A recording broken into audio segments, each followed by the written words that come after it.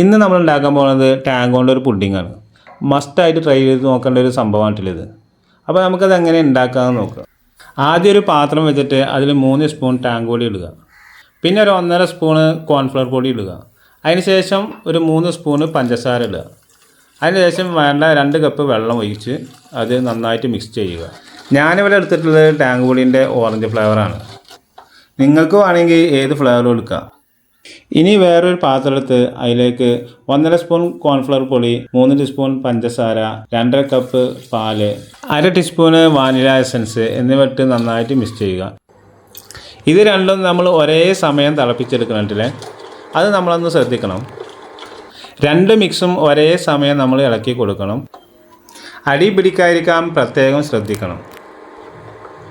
സംഭവം നല്ല ടേസ്റ്റുള്ള പുഡിങ്ങല്ലേ. ചെറിയ ചിലവിൽ എല്ലാവർക്കും ഉണ്ടാക്കി നോക്കാം. പിന്നെ ചങ്കളെ, നമ്മളെ ചാനലൊന്ന് സബ്സ്ക്രൈബ് ചെയ്ത് നമ്മളൊന്ന് സപ്പോർട്ട് ചെയ്തിട്ടില്ലേ. നിങ്ങളെ സപ്പോർട്ടാണ് നമുക്ക് ഏറ്റവും വലുത്.